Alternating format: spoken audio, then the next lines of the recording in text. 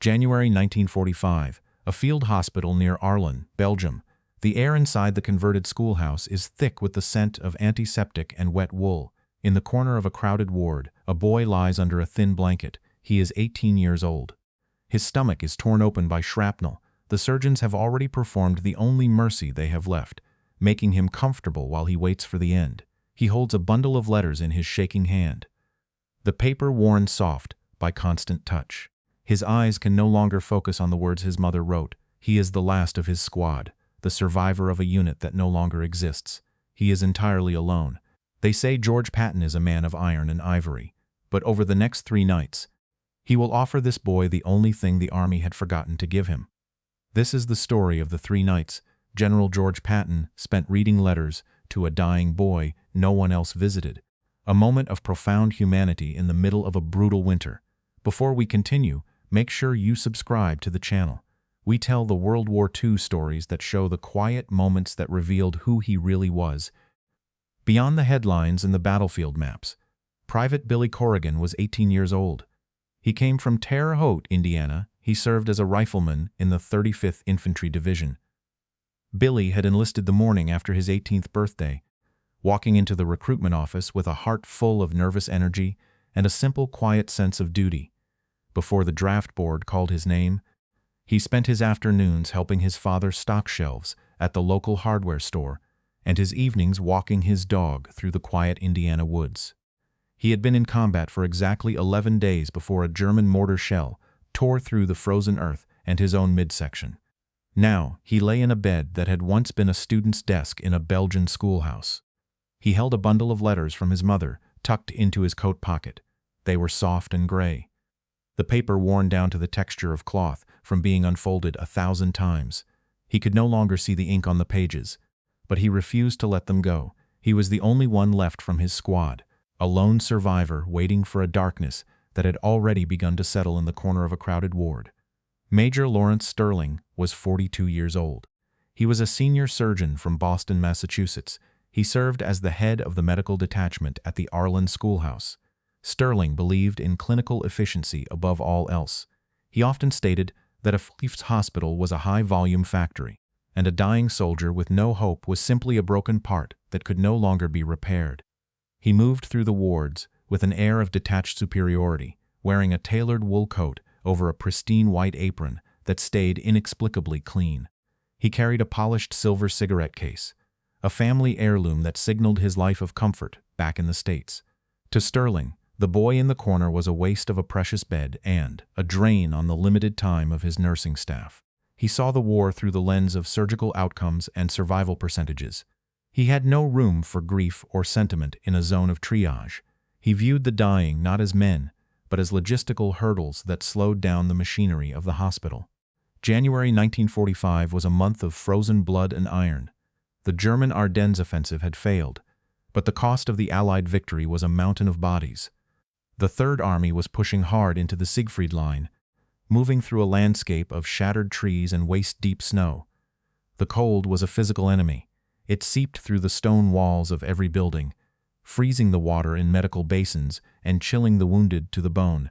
In these conditions, field hospitals were not just places of healing. They were sorting houses for the wreckage of a continent. Every schoolhouse, barn, and church within 30 miles of the front was packed to capacity. Surgeons worked 30-hour shifts until their hands shook and their eyes bled from sheer exhaustion. Morphine was low. Clean bandages were a luxury. In the frantic rush to save those who could still pull a trigger, the dying were often moved to the quietest corners. They were the casualties of a machine that had no more use for them. It was easy for staff officers to look past a single soldier who had no chance of survival. The military bureaucracy focused on the living, the replacements, and the fuel for the tanks. A boy with a belly wound and a stack of letters was a statistic, a file to be closed. In the Ardennes schoolhouse, the routine of death had become a background noise, as regular and unremarkable as the ticking of a clock. Command was obsessed with the breakthrough at Bastogne and the race to the Rhine. In the high-level briefings, there was no mention of the individual toll. There was only the movement of divisions and the expenditure of shells. This focus on the grand map allowed the smaller tragedies to happen in total silence. Inside that dim ward, the smell of damp chalk dust mixed with the metallic tang of blood. As a winter storm rattled the window panes, Nurse Miller approached Major Sterling near the triage desk. She was 34 years old, from Columbus, Ohio, and she had seen more death in 3 months than most people see in a lifetime. She pointed toward the dark corner of the ward where Private Corrigan lay. "Major, I need to discuss the boy in the corner bed again." Sterling did not look up from his clipboard. "Private Corrigan?" "I thought I made my instructions clear this morning, Lieutenant.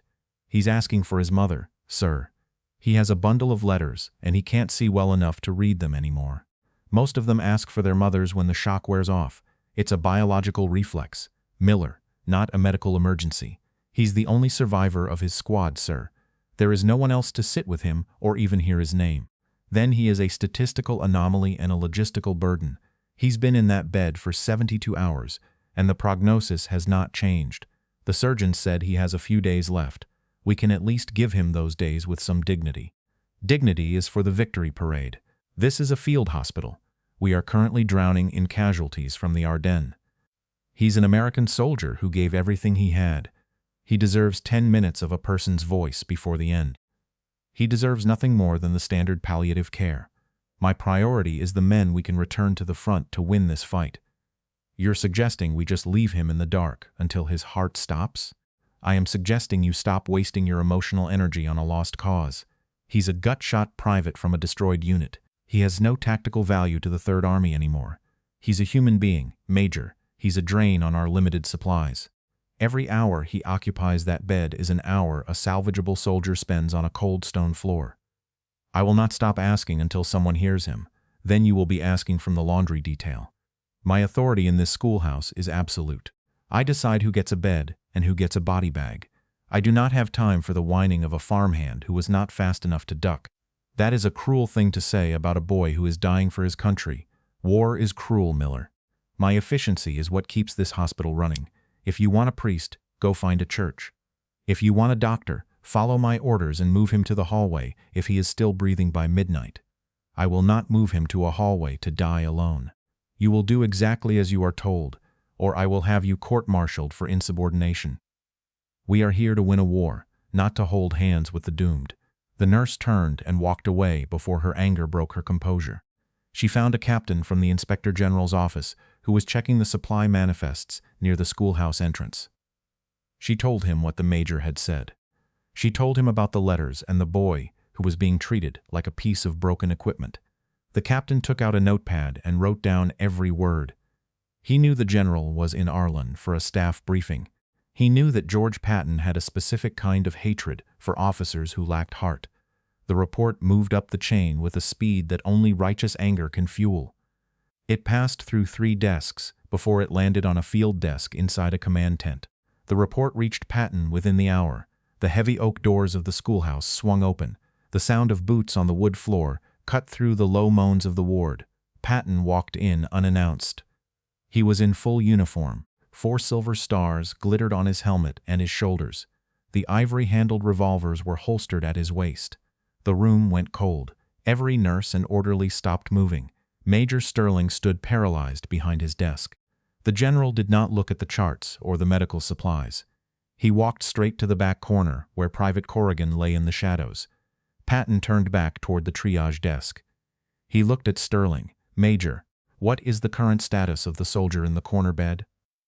Sterling snapped to attention. "Sir, that is Private Corrigan. He has extensive abdominal trauma from shrapnel. He is expected to expire within the next 48 hours. Patton nodded slowly. "And why is he tucked away in the dark?" Sterling cleared his throat. "Standard triage protocol. General, his entire squad was killed. We are prioritizing bed space for those who can return to the front." Patton's voice was a low, dangerous rasp. "So, because he has no witnesses left to see him die, he is no longer your concern." Sterling hesitated. "He is simply beyond medical help, sir." Patton stared at the major for a long moment. "You see a broken part in a machine, Major. You see a deficit on a balance sheet. You think that because you wear a white apron, you are the final judge of who is worthy of a human voice." Patton walked back to Corrigan's bed and looked at the dirty bundle of letters. This boy enlisted the day after he turned 18. He carried a rifle into the worst hell on earth while you were measuring floor space. He stayed at his post when everyone he knew was being torn to pieces. He did his duty to the United States Army until there was nothing left of him to give. You claim you have no time for the doomed. I find that fascinating. I find it fascinating because I have nothing but time for a soldier who gave his life so you could practice medicine in a warm schoolhouse. You believe your clinical efficiency wins wars. It does not. Heart wins wars. Loyalty to the man on your left and your right wins wars. When you strip that away, you are just a butcher in a clean suit. Patton stepped forward until he was inches from Sterling's chest. You have a choice. You will personally move this boy to a private room with a heater and a fresh basin of water. Or I will have you stripped of your rank and assigned to a burial detail in the frozen mud by dawn. You will learn exactly what it means to be a statistic. Decide now. Sterling's face went white. He looked at the floor, his hands trembling. I will move him immediately, sir. Patton did not acknowledge the answer. He simply turned his back on the major. He pulled a wooden chair from a nearby desk and sat down next to the dying boy. He reached out and took the worn letters from the boy's shaking hand. Sterling stood frozen as the commander of the Third Army began to unfold the first page. The general stayed. He pulled a wooden chair to the side of the cot and sat down. The room was silent, except for the shallow, wet rattle of the boy's breathing. Patton took the first letter from the worn bundle. He began to read. His voice was a low, steady rumble that filled the small space. He read about the harvest in Indiana. He read about a neighbor's new barn and the way the family dog slept by the stove. He stayed until the grease lamps flickered and died. The nurses watched from the shadows of the hallway. They saw the silver stars on his shoulders catching the faint light. They saw the man who moved entire divisions sitting still in a drafty schoolhouse. He returned the second night. He arrived after the reporters were gone and the staff officers had retired. He read the letters again. On the third night, the boy's breathing stopped. Billy Corrigan died while Patton was finishing a sentence about a garden. The general did not call for a doctor. He folded the letters and placed them in the boy's hand. He walked out into the winter night. No one tried to stop him. Billy Corrigan never saw the spring thaw in Indiana. He was buried in a military cemetery in Belgium, beneath a white cross that stood in a long, silent row. His mother received the letters months later, the paper still bearing the faint creases from the general's grip. She kept them in a cedar box until her death in 1972. Nurse Miller returned to Ohio after the war. She spent 30 years in silence, never speaking of the general's visits until a chance interview in the mid-70s. She wanted the world to know that the man of iron had spent his final moments of peace reading about a neighbor's dog and a backyard garden. Major Lawrence Sterling was reassigned to a graves registration unit within 48 hours of Patton's departure. He spent the rest of the war counting the bodies he had once considered mere logistical hurdles. He returned to Boston in 1946, but struggled to maintain a private practice. The cold efficiency that had served him in the field hospital became a wall between him and his patients. He lived in a quiet, sterile apartment until his death in 1968. He left no children and no memoirs, only a collection of medical journals that no one ever opened. Patton never spoke of the 3 nights. He didn't mention the boy to his aides or his superiors. He simply returned to his jeep and drove back into the smoke of the Ardennes. But that night, in the quiet of his command trailer, he opened his personal diary. He didn't record the movement of divisions or the capture of ground. He wrote that war is the cruelest thief. He closed the book and went back to the business of killing. Some historians argue that these accounts are part of a deliberate effort to humanize a commander known for his volatile temper and relentless drive. They view such moments as sentimental distractions from the massive logistical pressures of the Ardennes campaign. Others argue that Patton's private writings reveal a man who was deeply spiritual and haunted by the cost of his orders, finding in that quiet ward a way to honor the individual sacrifice he demanded of thousands. What is certain is that no press release was ever issued, and no medals were ever struck for this act. The details only surfaced decades later, long after the war had ended and the general was gone. If you had been in Patton's position, would you have walked into that ward to sit with the boy, or would you have focused strictly on the maps and the mission? It is a question of command versus conscience. Let us know in the comments. And if you want more stories about the quiet moments that revealed who he really was, make sure to subscribe.